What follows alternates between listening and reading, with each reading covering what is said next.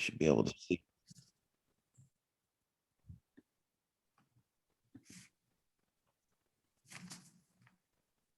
Good morning. My name is Justin Jackson with the Community Development Administration.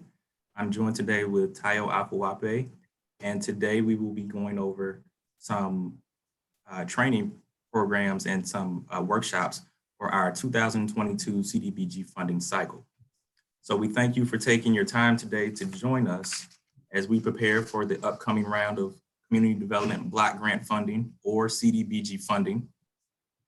Our schedule for this year is full as we are in development of the 2022 Annual Action Plan, and we look to ensure that the mission of the Community Development Administration continues. The Community Development Administration, or CDA, has a mission to promote neighborhood growth and stabilization through community development and the production of new and rehabilitated housing, especially for low and moderate income persons. Through transparent and competitive funding cycles, CDA solicits quality proposals for housing and community development activities. Through the non-housing RFP, CDA solicits quality proposals for community and economic development activities. To assist applicants, CDA periodically holds training sessions such as these to assist in the development of proposals. So today begins the first of a few days of training.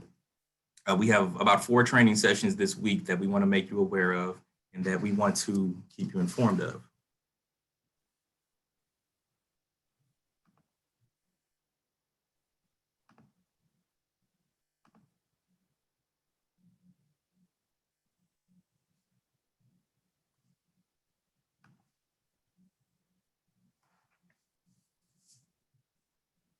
So our schedule for the next few days is as follows.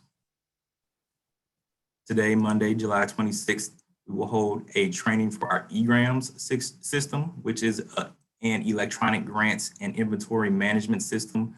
This is the system that applicants who are looking to apply for 2022 CDBG non-housing RFP funding, this is the avenue through which they would actually apply. Following the EGRAMS training today, we will have a brief CDBG RFP workshop. The RFP workshop will be a very general overview of this year's RFP application, the CDBG RFP application for non-housing funding, which will be released tomorrow, July 27th. But today we will go through it briefly to kind of give you a picture of what the application looks like, where the application can be found, and give you a heads up in terms of what will be available tomorrow. So all training materials for today and future training materials can be found on the CDA website. And we encourage you to periodically check the CDA website for news and updates.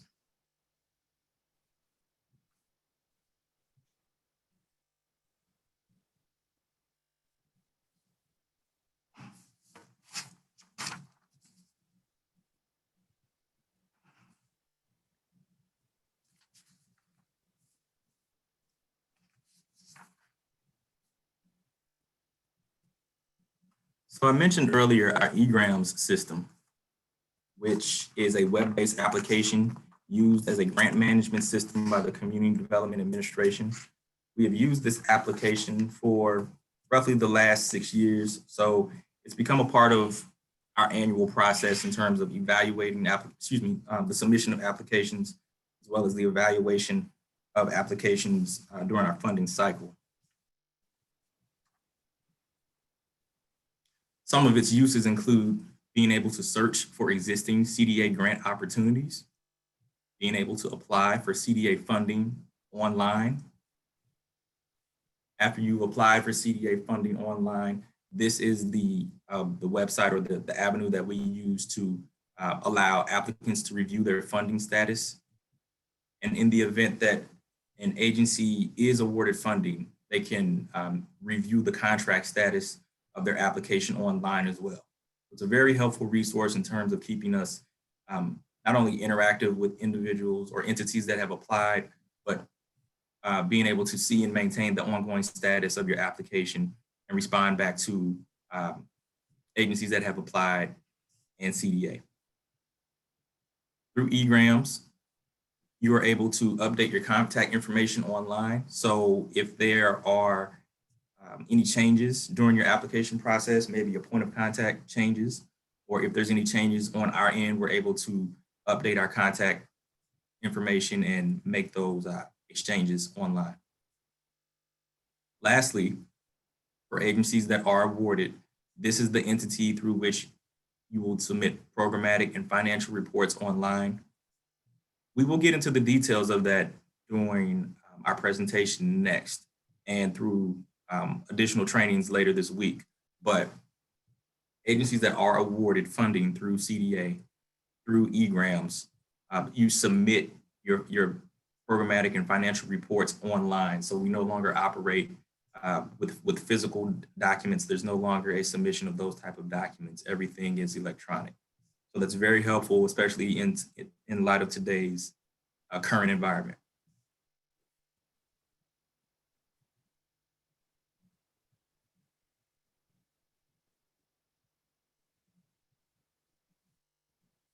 Just as a few technical items. What you see on your screen right now are a few websites and a few email addresses that are specific for EGRAMS. So EGRAMS is accessible through the following website: www.cdagrants.com. And for technical support on the EGRAMS system, there is a specific email that you can always contact, which is EGRAMS, EGRAMS support at stlouis-mo.gov. So typically, if there's some sort of troubleshooting issue or technical assistance issue, or just something specifically related to the EGRAMS access and technical support, you can submit an email to that email address and you will get a response within a reasonable time to help you resolve your issue. Something to make note of, and this will also be mentioned later on when we go through our overview of the RFP, questions that are pertaining to EGRAMS only may be submitted up until noon of August 27th, 2021. The reason that you're seeing that date is our RFP is released tomorrow, July 27th, 2021, and it will be available for 30 days. So because of it being an electronic application and you having to submit your information online, we allow for questions related to the EGRAMS system to also be submitted during that time period. Keep in mind, though, there is a noon deadline of August 27th, 2021 to submit your questions or concerns to us. That is also the date that our RFP is due. You want to make sure that once the RFP is released, that you log on to EGRAMS, that you create an account if you haven't already created an account, and that you familiarize yourself with certain aspects of the program.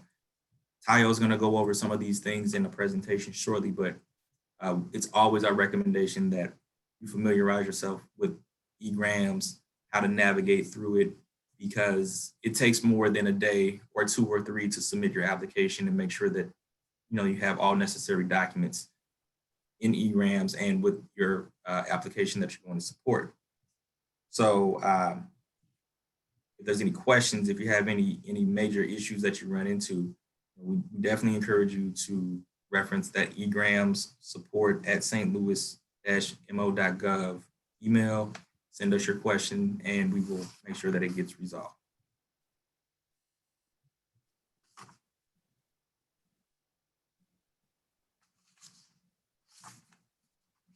So at this point in time, I'm going to close this out and I'm going to turn the presentation over to Tayo. She has a walkthrough presentation of the EGRAMS system that we'll be going through. Okay, thank you, Justin. Let me see if I can, I have pre-recorded this, so let me see if I can share my screen. so that everyone can view it.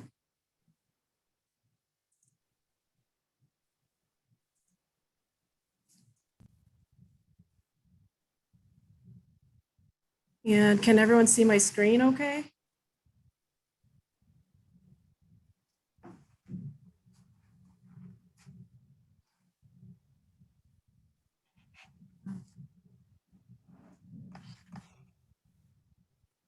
There is still going to be this little pop-up screen with my name on the side. I do apologize for that. I was not able to get rid of that.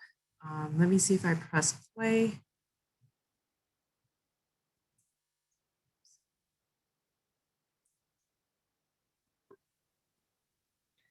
Hello, my name is Tayo Afawape, and I am a Community Development Supervisor. Today, I'll be going over how to submit your application to CDA via EGRAMS. All applications must be submitted through EGRAMS. Any alternatives, including written, emailed, or fax copies of the application, will not be accepted. The simplest way to access the EGRAMS presentation slides are to go to the City of St. Louis website, which is www.stlewis-mo.gov. Under the search field, type in 2017 CDA EGRAMS. Click on the option that says CDA EGRAMS Overview and Applications. Then click on 2017 EGRAMS Presentation.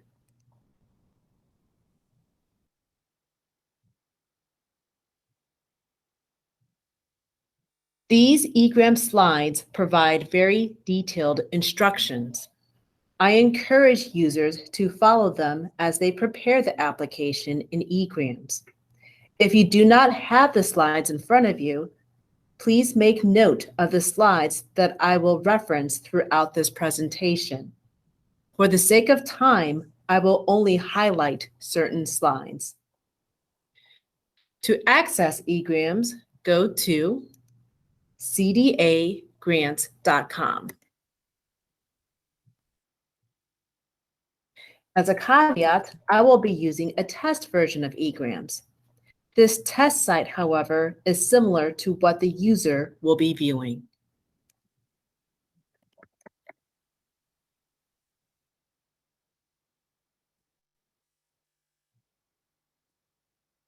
I will first refer to slide 4, which is called Validate Workstation.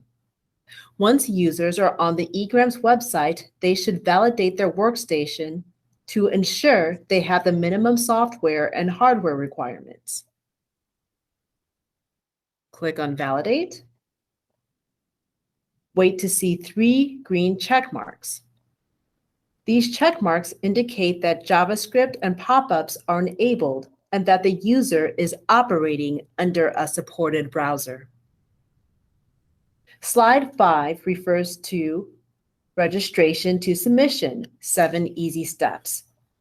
This slide talks about the 7 steps needed to submit the application, which are: number 1, register your agency, if a new agency.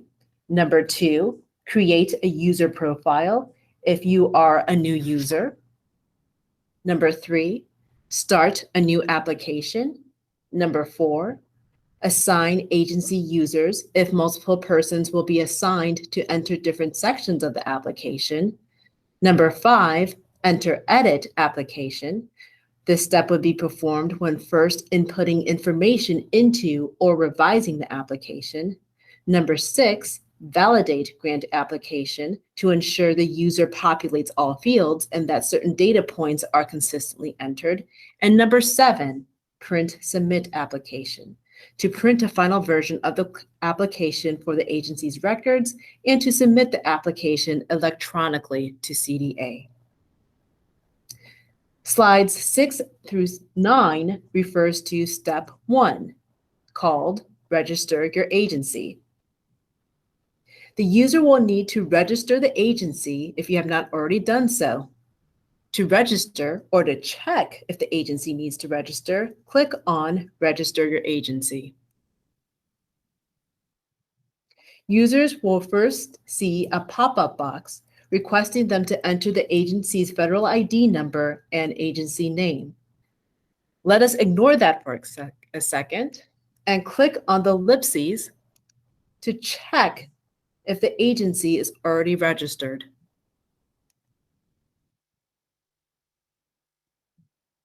The ellipses box populates a lookup box. This is a common feature of EGRAMS. When there's a large list to scroll through, the user can use the arrows to move forward or backward a page,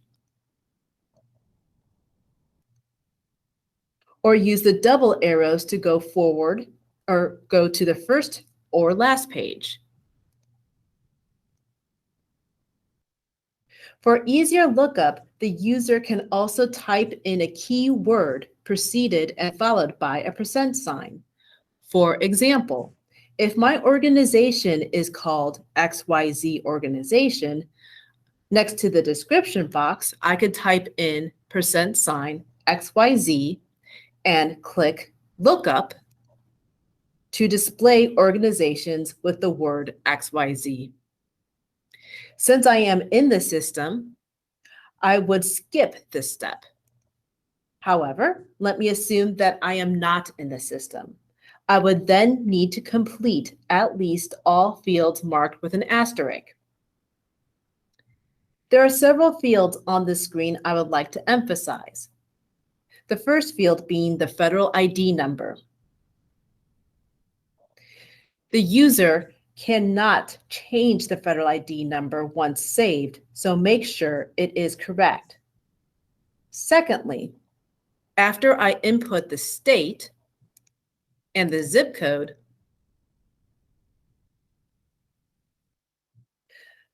the code lookup box will populate all of the counties within Missouri.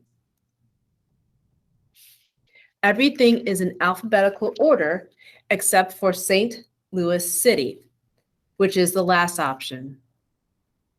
For faster lookup, you can also type in the code 510, which stands for St. Louis City.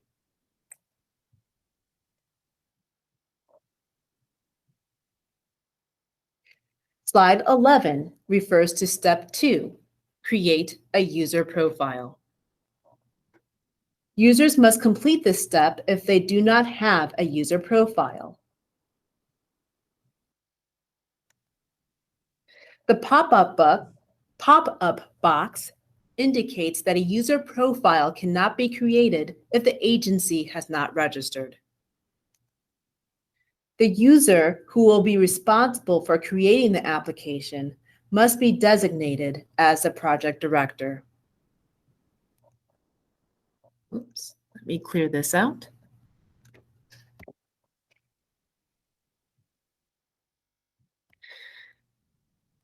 So we get a screen identical to what you will be seeing. And let's click on designation title.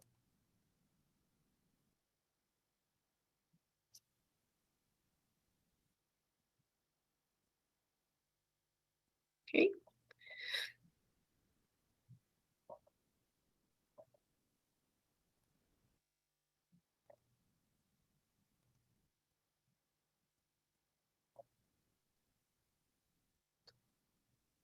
The project director is the owner of the application and can assign other users to complete different sections of the application. I will later discuss why the project director may want to do this. Like before, on the previous screen, the user at least must enter text in fields marked with an asterisk. One feature of this page I would like to emphasize is the button at the bottom of the screen called Show Security. Frequently, at the final hour, we get distressed emails saying a user has been logged out. To prevent this from happening, users should, 1, select security questions that they can respond to should they get locked out.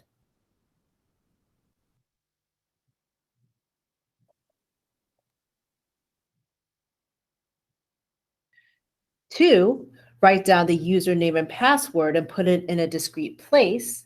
Or 3, save the username and password to the computer.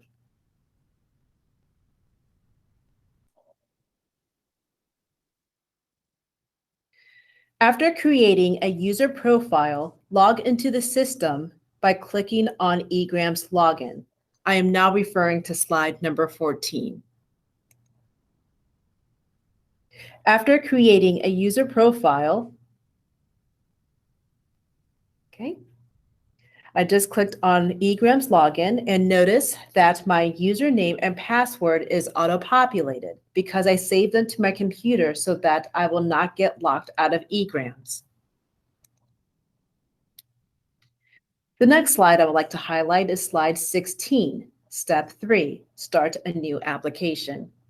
To start an application, once I am logged in, I can go to Project Director, start a new application.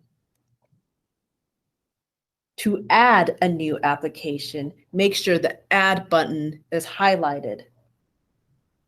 Under the grant program, my test site is using information from the previous grant year, and therefore I have the option of CDBG 21.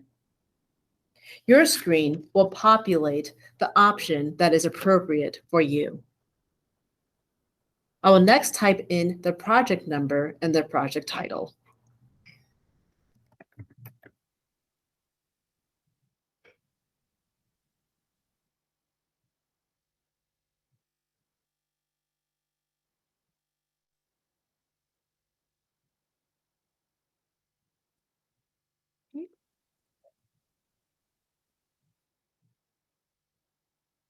This is also the screen where users can change, delete, or review the application. In this example, XYZ organization is applying for 2 grants. I had already previously entered in another grant application. To review the grants that are currently active, click on Review, click on Find. The screen now populates both of the applications, XYZ project and ABC project. It is crucial that the project director is the one who creates the application because it allows for him or her to assign users to work on the application. But why would a project director opt to divvy up portions of the application to other users? A project director may, for instance, grant access to the fiscal head to input budget information, the program supervisor to input details about the proposed activity, and the project director may want to respond to broader questions concerning the agency's mission and overall capacity. Slides discussing in depth the project director's role can be found on slides 13 and 16 through 22. Next, I'll refer to slide 20, which talks about step 4, assigning agency users. To assign agency users, go to Project Director, Assign Agency Users. Click on the Find button.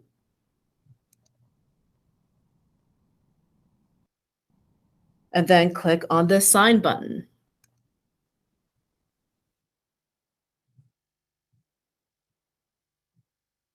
In this instance, there are 2 users, which are me and Jane Doe, who are assigned to both ABC project and XYZ project. But remember, an agency is not required to have additional users besides the project director. But if the project director recruits multiple users, this is a spot where the project director can go to ensure that all users have correctly created a user profile. Let's go to slides 23 through 29 that talk about step 5, enter edit application. To enter edit application, go to grant application, enter edit application. Notice I have both of my projects. One is work in progress, while one is still pending. I'll click on the ABC project. These slides, 23 through 29, discuss in depth the Enter Edit application screen. And notice EGRAMS thoughtfully reminds us when the submission deadline is. Here are 5 tips when utilizing this screen. Tip number 1, the Show Documents hyperlink may or may not contain updated capacity building documents. Notice it's not working. However, if they're not updated or not working, users can retrieve the most current documents on the CDA website, which will be posted no later than the completion of the virtual capacity building sessions. By the way, I strongly encourage staff to attend all of these virtual capacity building sessions for further instruction about the application process. Tip number 2, EGRAMS provides a number of ways to navigate across the tabs. I have found the easiest way to navigate is to click on the desired tab, click on Show Tree in order to view the tab's subsections, then select the desired subsection and click on OK. If users want to go to the next page or previous page, click on the arrows.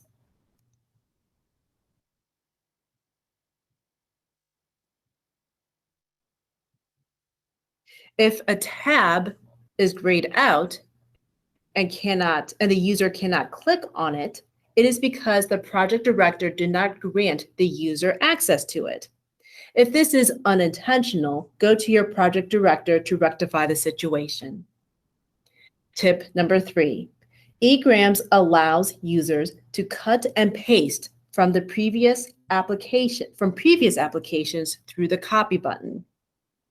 However, I recommend that they type in responses into a word processing software such as Microsoft Word and cut and paste the responses from the Word document into EGRAMS so that they can readily utilize the information for the next funding cycle. Tip number 4. Although not reflected on this test site, new this year, there will be a section dedicated to questions about proposed activities involving construction. Public facilities and improvements are 2 eligible CDBG activities that involve construction. For more information about public facilities and improvements, stay tuned to the organizational requirements training session that will go more in depth about construction projects. This training will start on Tuesday, 27th at 10 a.m. Tip number 5. Slide 38 talks about entering data into the proposed budget. I strongly encourage users to explain each line item by clicking on the narrative box to describe what each expense will be used for. So for example, if for local travel costs, I state that the agency will spend $1,500 on gas. The narrative, I will explain. Case managers will utilize personal vehicles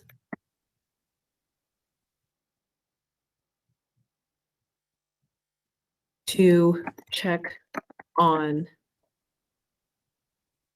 their clients. Click on OK.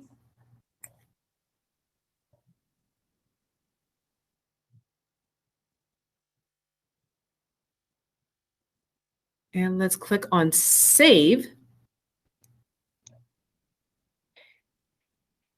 And then if I click on the PDF button, it creates a preview of the section the user is editing. So as you can see, the local travel expenses, 1500s populated, as well as the narrative.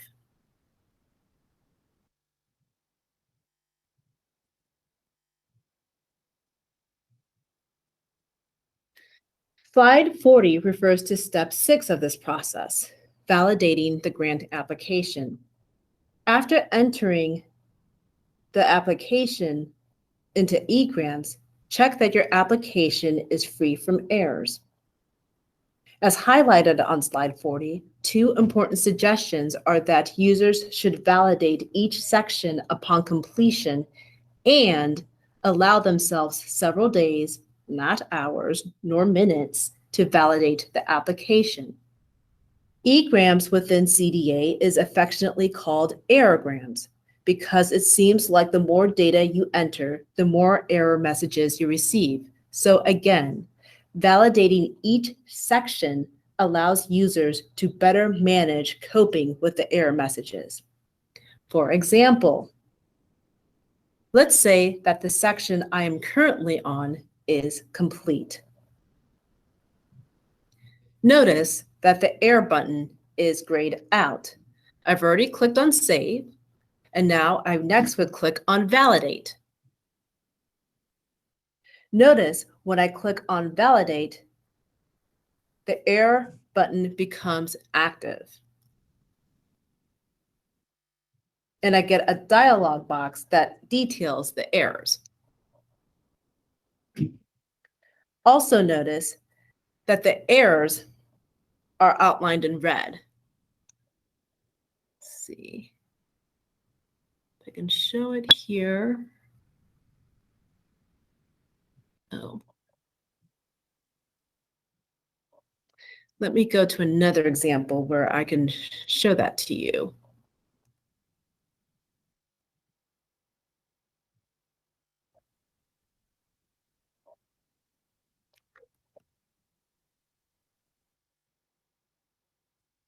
Okay, click on Save, click on Validate.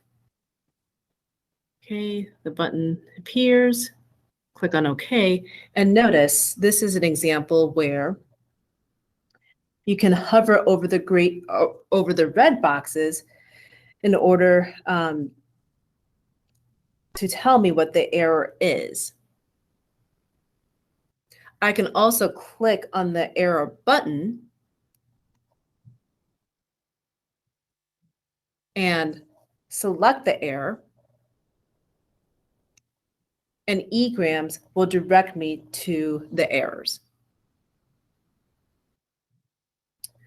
Once you have fixed the errors, you rinse and repeat.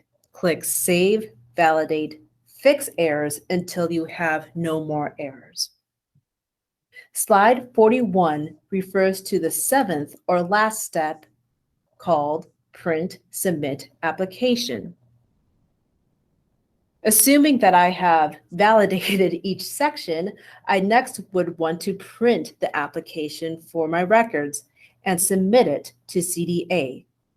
I do this by first closing out of this screen, click on Grant Application, Print Submit Application.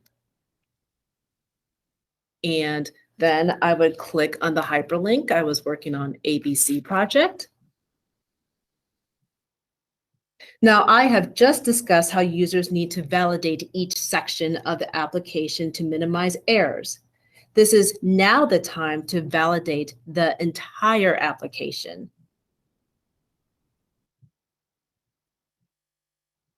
If there are still any errors, EGRAMS will notify the user.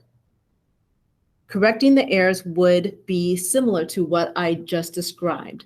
One key difference is that I would strongly suggest that users print out the error messages. So let me click on Validate. It's stating I have errors. Oh. let's see, click on View Errors. And I would create a PDF preview of all the errors, and I would print out this screen.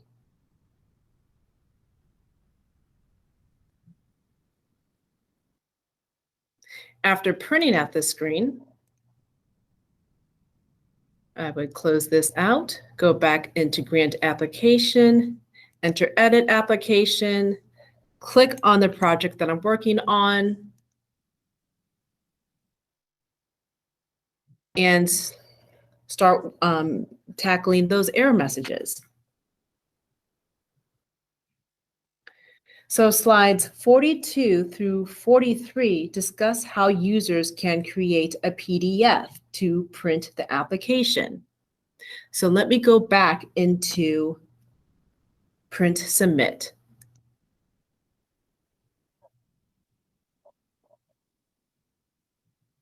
Okay. Clicking on the left icon allows the user to preview the application and uploaded documents attached to the application. Clicking on the right icon, however, only allows the user to preview the application without the uploaded attachments. Now, I'm actually going to exit out of here very quickly and go to this one instead, because this it was the XYZ project in which I had uploaded an attachment. I recommend clicking on the left icon to preview the totality of the application.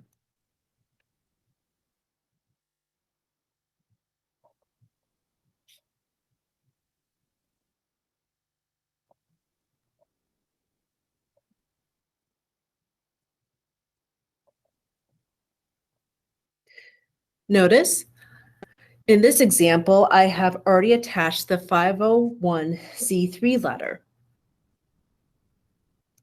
And I can click on the hyperlink to view it.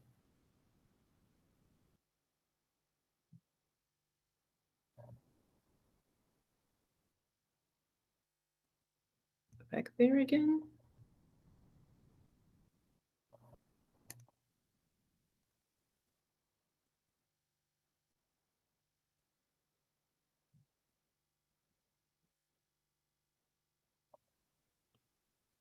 I can also view all the uploaded attachments at the end of the application.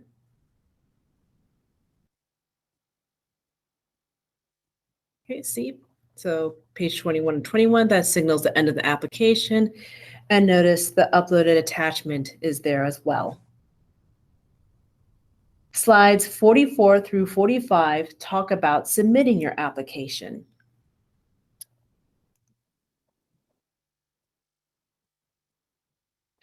You cannot submit an application with errors. For example, if I try clicking Submit,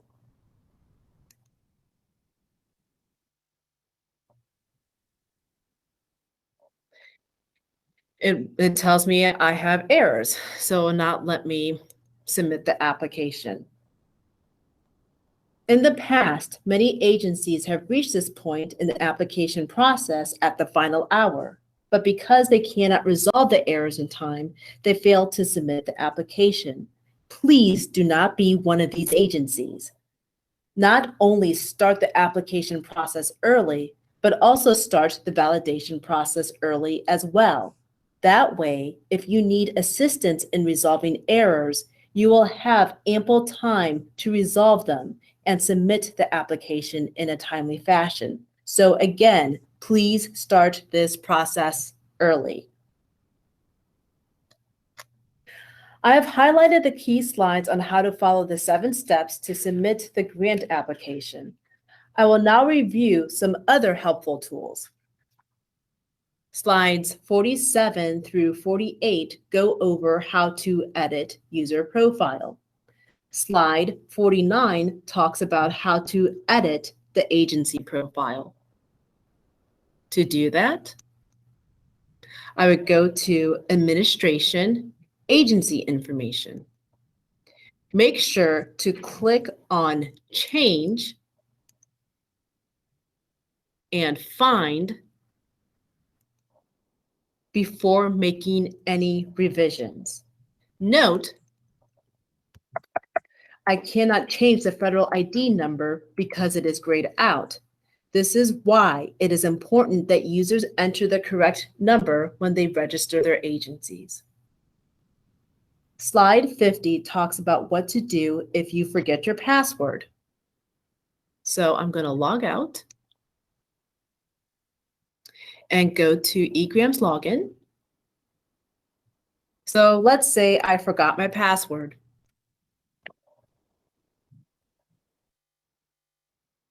Click on Forget Password.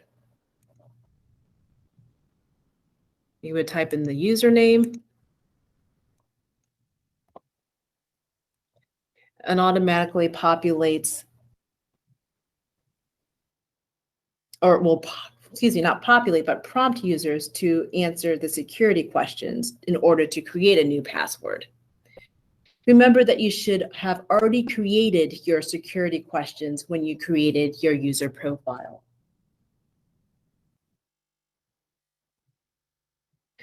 Slide 51 talks about changing your password. The easiest way to change your password is to click on Change Password and typing in the new password. However, if you forget your password and did not appropriately store it, after 3 failed attempts, your users will be locked out of EGRAMS. That is why it is crucial to have other mechanisms in place to retrieve your password, which are, I'll repeat, utilizing security questions, which we have just covered, writing it down and saving it in a discrete place, or saving the password onto your computer.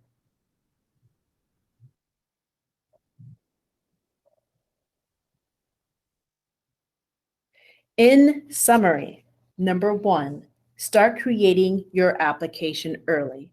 Number 2, remember your username and password by creating security questions, writing them down, or saving them onto your computer. Number 3, the project director starts the application process. Number 4, the project director is responsible for assigning multiple users to work on different parts of the application. The project director can also input the entire application without assistance. Number 5, from the narrative sections of the application, text may be copied and pasted from a Word document. However, your budget sections will need to be manually entered. Number 6, save and validate each section before you validate the entire application. Number 7, start the validation process early.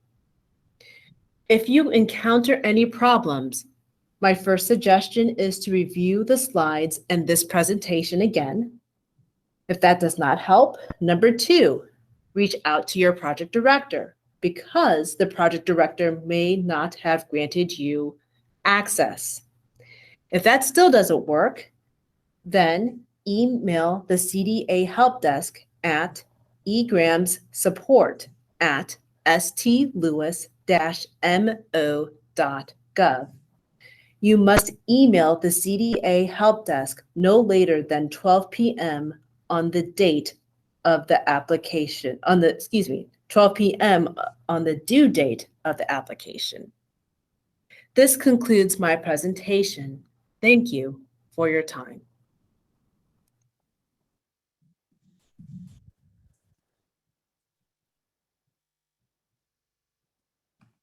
Okay, Justin, I believe you should be able to share your screen. Okay, thank you, Tayo, for that in-depth walkthrough of EGRAMS. I just want everybody to know that, EGRAMS is as she mentioned, EGRAMS is something that it takes time. So make sure that you get in and you familiarize yourself with the components of EGRAMS. We will make the presentation available after today's training session. So we will be posting the information for everything presented today on CDA's website. So if there's something in that presentation that you need to go back and refresh yourself on, you'll be able to access that through the CDA website.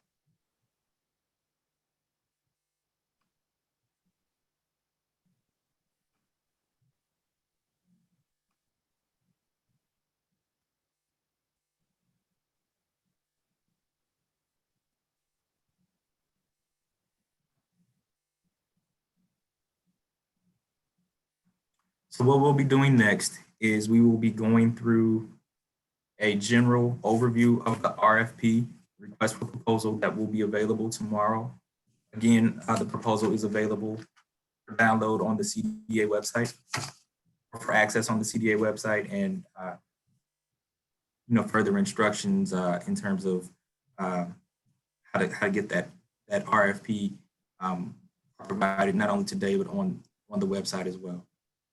So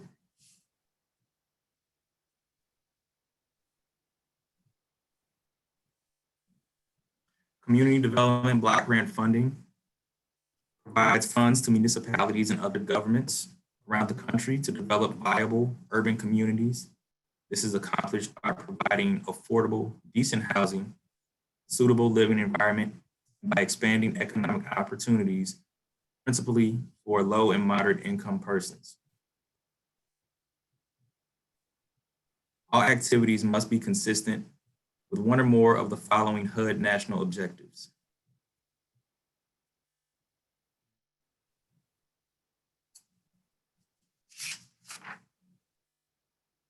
Principally, the activity must benefit low and moderate income persons. The activity must prevent or eliminate slum or blighted areas. And lastly, your activity must address an urgent need or problem in the community, for example, a natural disaster.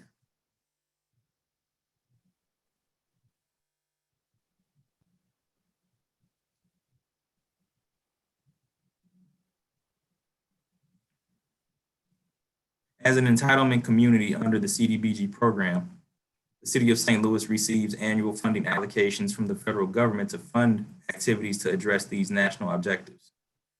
As a funding recipient, the City of St. Louis is required to submit to HUD an annual action plan that describes how the city will utilize federal funds to address the national objectives in a manner that will produce the greatest measurable impact on our community. The lead agency responsible for the submission of this annual action plan to HUD is the Community Development Administration. Statutes for federal formula grant programs set forth 3 basic goals against which the plan and the city's performance under the plan will be evaluated by HUD. The city must state how it will pursue these goals for all community development programs. So in regards to the RFP, as of tomorrow, the RFP will be available for download on the CDA website beginning July 27, 2021. And this is very important, this next line. The proposal deadline for the 2022 RFP is 4 p.m. on Friday, August 27th, 2021. All proposals must be submitted online in EGRAMS, and no late applications will be accepted. Please know that the 2022 CDBG RFP will allow for the submission of applications that directly respond to the COVID-19 pandemic. All applications must still meet one of HUD's 3 national objectives as previously mentioned. Within the RFP, you will notice geographic areas that are designated as NARSA's Neighborhood Revitalization Strategy areas. These are areas of emphasis that HUD has placed emphasis on and encourages the city to foster development in those areas. We will look for applicants who are performing work within those respective areas. Any area within the city can be an eligible area. However, areas that are located within the NARSA strategy areas will be given priority.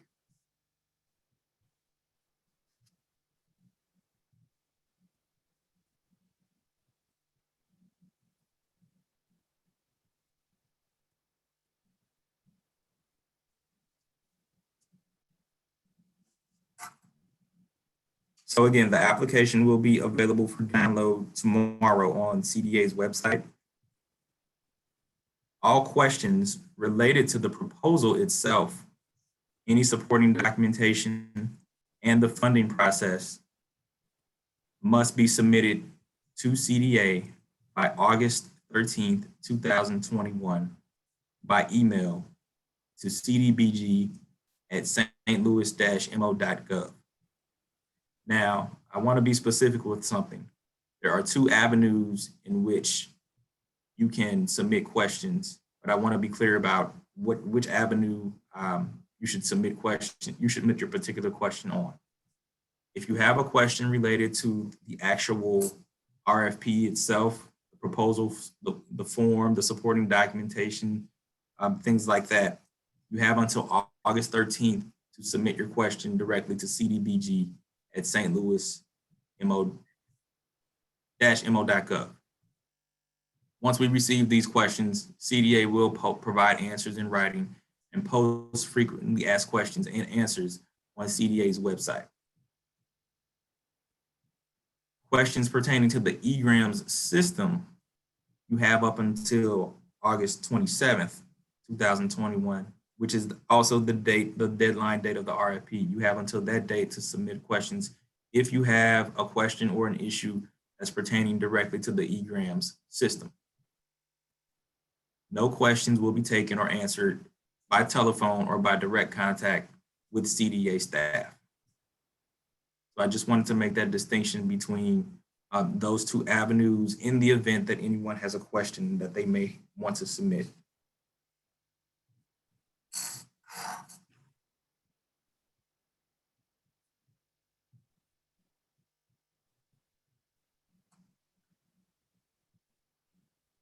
So again, I will put emphasis on our deadline again. Only applications submitted via EGRAMS will be accepted, and all proposals have a deadline of August 27th at 4 p.m. 2021. So any proposals submitted after that date or after that time will not be accepted, and we are unable to provide any exceptions. So I mentioned this earlier. It was mentioned by Tayo through the walkthrough, and we will continue to mention it throughout this week's presentations and trainings. Please make sure that you are taking the appropriate time to prepare for this year's application and walk through the application and make sure that you are familiar with your application, what you submitted, the EGRAMS system itself. Tayo mentioned this briefly in her presentation, and we will talk about this more at our organizational requirements training tomorrow. But there is a new section of the application for those who are seeking funding for public improvement and public facility activities. Those are considered construction activities, and they require some additional specifics and some additional information in your initial application. So that is an area that you will want to make note of within the RFP if that's an area of interest, or if that's an area that you're applying for the 2022 funding.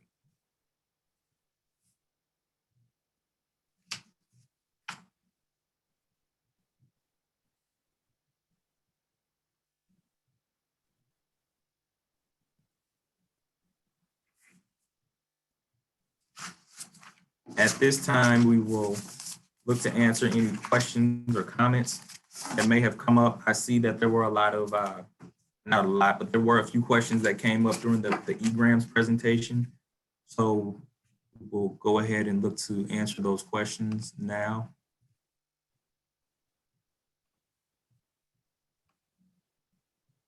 I saw one of the questions in terms of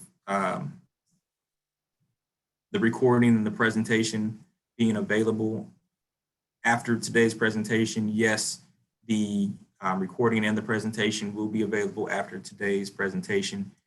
It will be placed on CDA's website, and all information for this year's funding cycle, including today's presentations, they're all maintained on our CDA website. It's an all-inclusive website that contains all of this information. So every day, once we complete a training, once we're done, the presentation will then be available after the training time. In addition, this is where our RFP application will be posted. This is where our frequently asked questions will be posted.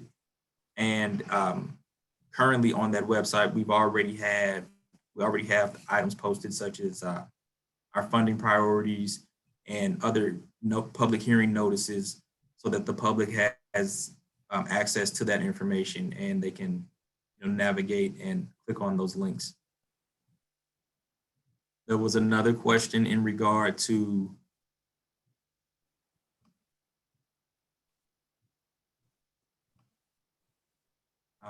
Tayo, there was a question regarding some of the slides that you mentioned in the presentation.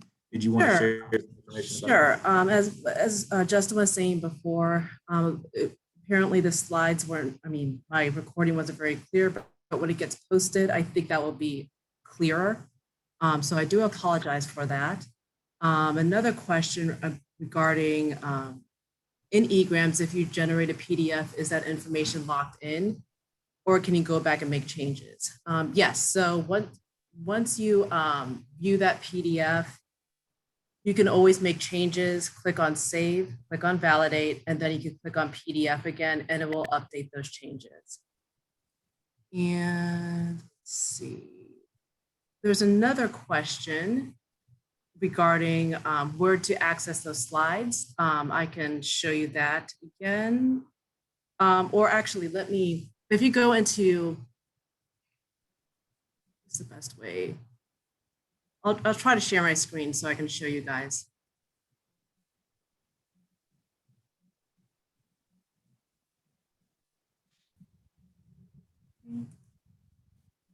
And I'm hoping you guys can see my screen. So I go into City of St. Louis website.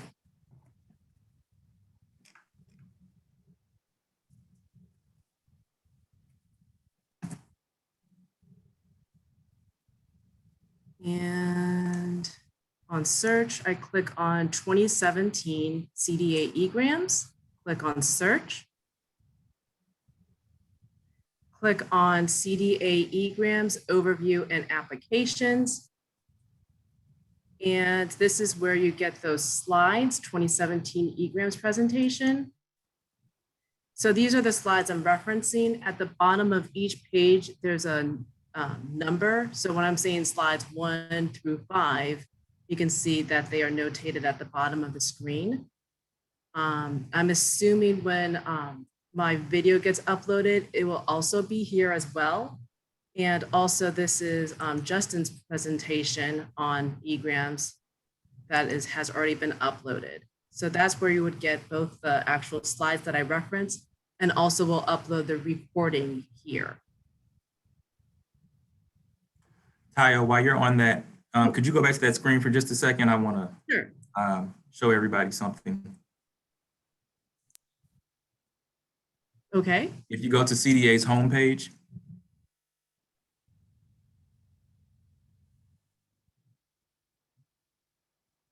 and if you scroll down, on the bottom left-hand side of your screen, you will see funding and training. If you scroll down further, you will see CDBG funding cycle, non-housing RFP. And if you click that link, and then you'll see current funding cycle, 2022 CDBG funding cycle. If you click that link,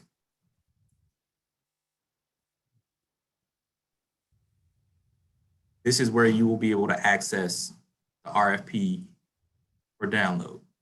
We will place this. We will place the CDA website in the chat room link. I saw someone ask for the chat room link. But Tayo, if you back up one page, I want to also make one quick note.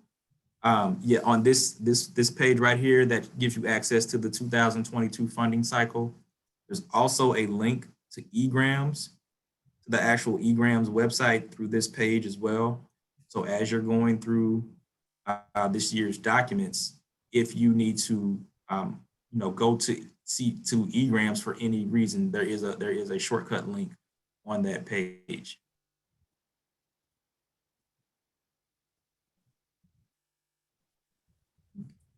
So that's just I know a lot of people in today's training are familiar with the CDA website, and but for those that maybe aren't, we just wanted to kind of give you a refresher about where the actual information is located.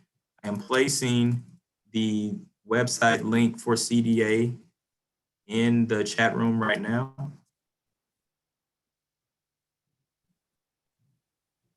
And while you're doing that, we also got another question asking, should we specify, this is basically stating that if you are providing a service to an area that's going to be that has to be rehabbed, you would have to have two separate applications.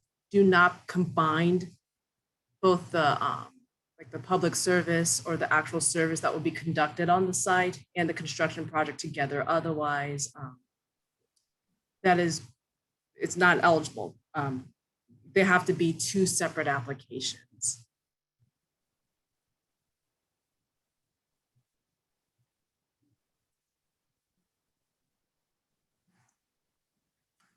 So for those who don't have access to the chat room, the website is www.stlouis-mo.gov/CDA. One quick way is if you go to the City of St. Louis's homepage and you just type in CDA in the search box, the CDA page will come up, and then you're able to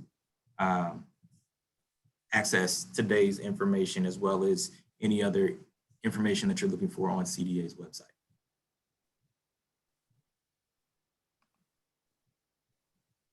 It looks like there's another question. I think you would be best to answer this, Justin, which is, when will awards be announced? And how long after awards will the funds be distributed to the awardees? Great question. We will make our announcement of agencies that are funded in late September.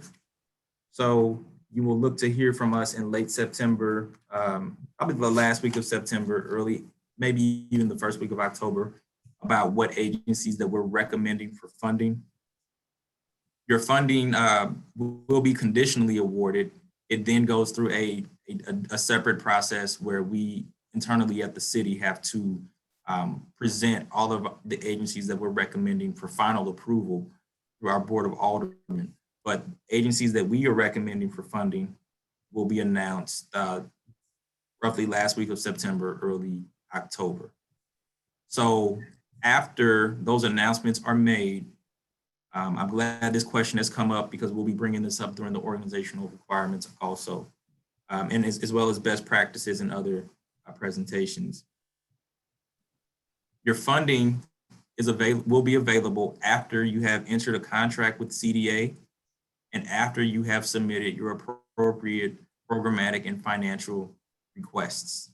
We work on a reimbursement process, so we do not front any money, or we do not make available any money initially. Sometimes there's a misunderstanding that when an agency is awarded money, they are expecting maybe a check up front, or they're expecting their funding up front. But there are steps to that, with the very first step being your contract has to be finalized. So after you're awarded funding, you are notified, you're contacted by someone from CDA to discuss the specifics of your contract, specifically your budget, and maybe some other areas, just to finalize those details within your contract. After signatures are provided by your agency, and after all signatures are provided by the City of St. Louis, you will receive a final executed contract. Then you are officially underneath contract with the city. Even after that, there are still programmatic reports and financial reports that are submitted to CDA on a monthly basis that have to be submitted and reviewed prior to reimbursement. those familiar with CDA funding in the past understand this process.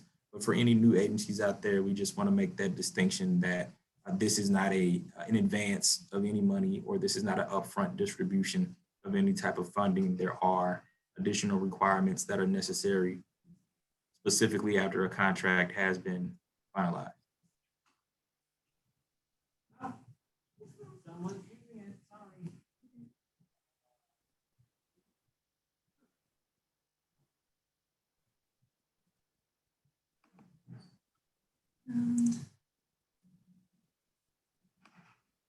Looks like we got one additional question, which is how long before you receive reimbursement? Well, again, that goes back to what I just mentioned. You have to make sure that you're under contract first, and then you have to make sure that all the parameters of your contract have been properly detailed, and then the typical funding year or the program year that you're seeking to receive funding is January 1 through December 31, 2022. So the earliest that you would be able to receive reimbursement would be after January of 2022, because that's the first month of which the service that you're providing would have been completed, and we would then be able to review your programmatic and financial reports.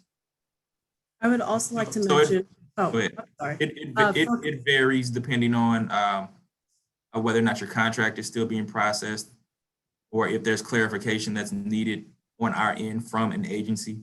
But just know that there is a programmatic year associated with the RFP being January 1 through December 31 of 2022. So I would also like to mention for construction projects, they follow a little bit of a different timeline. And so I would say that the actual contract period will vary based on project to project. But again, we'll cover a little bit more of the construction requirements tomorrow during our, what's it called? Our organizational requirements training. Let's see. And now we're getting another question. After reports are submitted and paperwork is in, how long before reimbursement? 1 month, 2 months? Typically, a reimbursement is in the range of 2 to 4 weeks.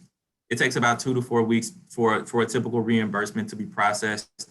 And that's assuming that all paperwork has come in and all necessary documents has been received by CDA.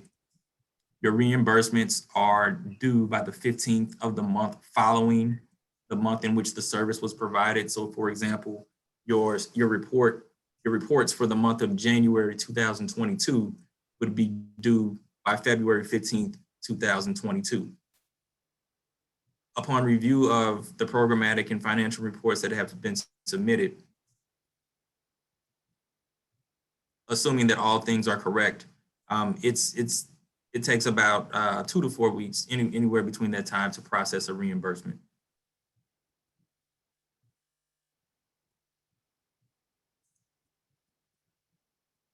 Okay, it looks like we have answered all questions. So I believe, unless you have anything else to say, Justin, this would conclude our meeting. Yes. Okay. This will conclude today's EGRAMS presentation, as well as our CDBG RFP walkthrough.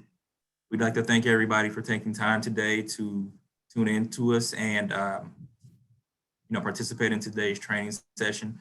We encourage you to participate in the remaining training sessions this week, which will be Tuesday. We have capacity building training, organizational requirements beginning at 10 a.m. On Wednesday, we have capacity building training, financial management beginning at 1 p.m. And Thursday, that will be our last capacity building training, which we will discuss eligibility and best practices. and that begins at 10 a.m. So we thank you again for participating with us today, and have a good day.